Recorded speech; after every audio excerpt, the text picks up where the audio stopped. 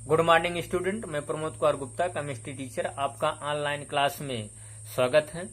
बच्चों, क्लास 11 की केमिस्ट्री में some basic concept of chemistry में आज हमारा 5वां लेक्चर है, जिसमें बच्चों आज मैं आप लोगों को चेंजेस के विषय में बताऊंगा, अर्थात परिवर्तन के विषय में बताऊंगा। बच्चों, परिवर्तन 3 प्रकार के होते हैं: फिजिकल चेंज, केमिकल चेंज और न्यूक्लियर चेंज, अर्थात भौतिक परिवर्तन, रासायनिक परिवर्तन और नाभिकीय परिवर्तन। आप लोगों को सबसे पहले मैं भौतिक परिवर्तन के विषय में बताने जा रहा हूं, आप लोग ध्यान से देखिएगा और सुनिएगा। बच्चों, ऐसा परिवर्तन जिनमें कोई नया पदार्थ नहीं बनता है, वह परिवर्तन भौतिक परिवर्तन कहलाता है। भौतिक परिवर्तन में पदार्थ के गुण, संगठन और उसकी अनुसंरचना में कोई परिवर्तन नहीं होता है। भौतिक अवस्था, दशा, आकृति, आयतन आदि में परिवर्तन भौतिक परिवर्तन होता है। इसी प्रकार पदार्थों का गलना, जमना, द्रवण, वाष्पन, ऊर्ध्वपातन आदि भौतिक परिवर्तन के उदाहरण है। ठीक, जैसे बर्फ क्या हो रही है, गल रही है। बर्फ से किसमें कन्वर्जन हो रहा है? वाटर में, जल में कन्वर्जन हो रहा है। तो उसमें कौन सा परिवर्तन हो रहा है बच्चों? भौतिक परिवर्तन हो रहा है। ऊर्ध्वपातन जैसे आपका क्या है, कपूर जल रही है तो कपूर क्या हो रहा है, एक बार वाष्पित होता है, लेकिन बाद में क्या होता है, उसकी वाष्प को जब कलेक्ट करके ठंडा किया जाता है, फिर ठोस में क्या हो जाता है, कन्वर्ट हो जाता है। तो यह परिवर्तन कैसा परिवर्तन है? भौतिक परिवर्तन, क्योंकि इसमें कोई नया पदार्थ नहीं बनता है। अर्थात जब बर्फ पिघलती है तो वाटर बनता है, लेकिन वाटर को जब हम क्या करते हैं, फ्रीज करते हैं, ठंडा करते हैं, तो फिर बर्फ में क्या हो जाता है, कन्वर्ट हो जाता है। इसी प्रकार से कपूर को जब जलाया जाता है तो जल जाती है, वाष्प में कन्वर्ट हो जाती है, तो उसी वाष्प को कलेक्ट करके पुनः ठंडा किया जाता है, फ्रीज किया जाता है, तो वह कपूर अर्थात ठोस पार्टिकल में क्या हो जाती है, कन्वर्ट हो जाती है। तो इसमें कोई नया पदार्थ नहीं बनता है। यह किसके अंतर्गत आता है? सब ये भौतिक परिवर्तन के उदाहरण है, अर्थात एग्जाम्पल्स हैं। अब मैं आप लोगों को रासायनिक परिवर्तन के विषय में बताने जा रहा हूं। देखिए, आपका दूसरा टॉपिक है रासायनिक परिवर्तन, रासायनिक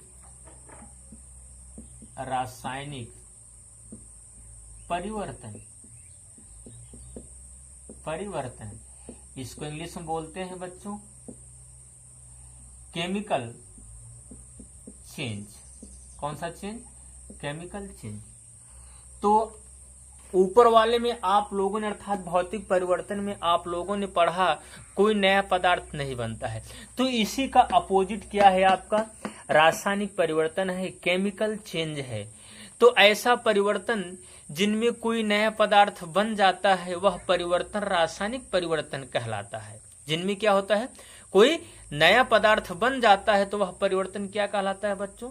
रासायनिक परिवर्तन कहलाता है। जैसे लोहे पर जंग लगना, क्या लगना? लोहे पर जंग लगना कैसा परिवर्तन है? रासायनिक परिवर्तन है, क्योंकि लोहा क्या है आपका? आयरन है, और जो ऑक्सीजन से क्रिया कर लेता है तो क्या बना लेता है? फेरिक ऑक्साइड बना लेता है, Fe2O3 बना लेता है, बोरेटाइड बना लेता है। तो क्या है आपका N2NH2O भी लगा सकते हैं इसमें। ये आपका क्या है? एक नया पदार्थ आयरन से क्या बना? यहाँ आयरन से क्या बना आपका? Ferric oxide. एक क्या हो गया? नया पदार्थ बना। तो पदार्थों का जंग लगना, पदार्थों का जलना, क्या? पदार्थों का जलना है। जैसे आप लोग किसी भी पदार्थ को जलाते हैं तो जलाने पर हमें क्या प्राप्त होती है? उष्मा प्राप्त होती है, लाइट प्राप्त होता है, एक नया पदार्थ बना। फिर उसके साथ साथ क्या हमें प्राप्त होती है? विभिन्न प्रकार की गैसें, carbon dioxide, carbon monoxide, sulphur dioxide. तो वहां क्या हुआ? पदार्थ से विभिन्न प्रकार की गैसें और लाइट और प्रकाश मिला, एक नया पदार्थ बन रहा है। तो किसके अंतर्गत आ जाता है बच्चों? केमिकल चेंज, रासायनिक परिवर्तन के अंतर्गत आ जाता है। जैसे फर्मेंटेशन, जिसे हिंदी में आप लोग किण्वन बोलते हैं। क्या बोलते हैं? किण्वन। किण्वन प्रोसेस के द्वारा क्या होता है? गन्ने के रस से सिरका बनता है, दूध से दही बनता है, और सुक्रोज से क्या बनता है? अल्कोहल बनता है। तो यहाँ जब दूध से दही बनता है, दूध में लैक्टोज पाया जाता है, जब दही बनता है तो उसमें क्या उपस्थित हो जाता है, लैक्टिक एसिड। तो लैक्टोज से लैक्टिक एसिड बना, तो लैक्टोज से लैक्टिक एसिड एक क्या हो रहा है, नया पदार्थ बन रहा है। और गन्ने के रस में क्या पाई जाती है, शर्करा पाई जाती है। शर्करा से क्या बनता है, एस्टिक एसिड बनता है। सिरके में क्या पाया जाता है, एस्टिक एसिड।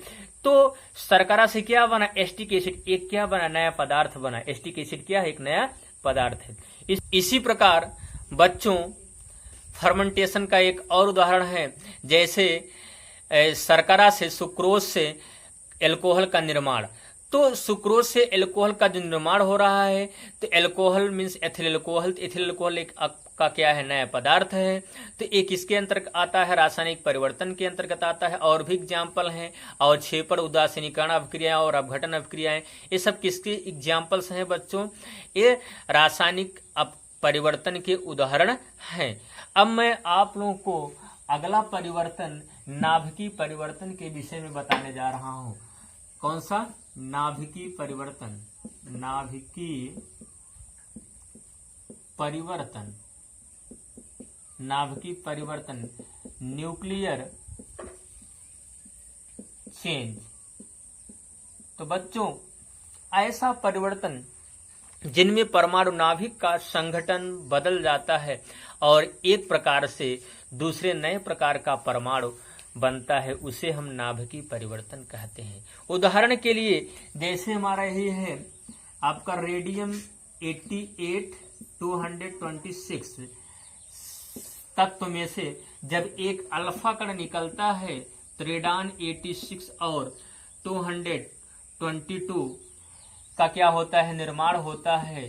तो यहाँ पर आप लोग देख रहे हैं, एक प्रकार के परमाणु से दूसरे नए प्रकार का परमाणु बन रहा है, जो कि इसमें परमाणु नाभिक का संगठन क्या हो जाता है, बदल जाता है। तो ऐसा परिवर्तन क्या कहलाता है, नाभिकीय परिवर्तन कहलाता है। चलिए यहाँ पर मैं यहाँ नाभिक के परिवर्तन को चेंज करके दिखा रहा हूँ, बता रहा हूँ कैसे परमाणु नाभिक का चेंजिंग हुआ है, कैसे परिवर्तन हुआ है। आप जानते हैं बच्चों, जो परमाणु होता है वो कैसा होता है, गोलाकार होता है। परमाणु के दो भाग होते हैं, एक परमाणु का जो नाभिक होता है, केंद्र वाला पार्ट क्या होता है, वो बच्चों परमाणु का नाभिक होता है। तो मैं यहाँ परमाणु का नाभिक बता दिया, केवल नाभिक बना रहा हूं। ये परमाणु का क्या है, यहाँ नाभिक हो गया। और जानते हैं आप लोग, परमाणु 3 मूल कणों से मिलकर बना होता है, प्रोटॉन, न्यूट्रॉन और इलेक्ट्रॉन। जो प्रोटॉन और न्यूट्रॉन होता है परमाणु नाभिक का निर्माण करता है, और इलेक्ट्रॉन जो होते हैं परमाणु नाभिक के चारों ओर क्या करते हैं, मूवमेंट करते रहते हैं। क्या करते रहते हैं, मूवमेंट करते रहते हैं। तो यहाँ ये जो आप देख रहे हैं 88 है, इसको हम बोलते हैं परमाणु क्रमांक। क्या बोलते हैं, परमाणु क्रमांक।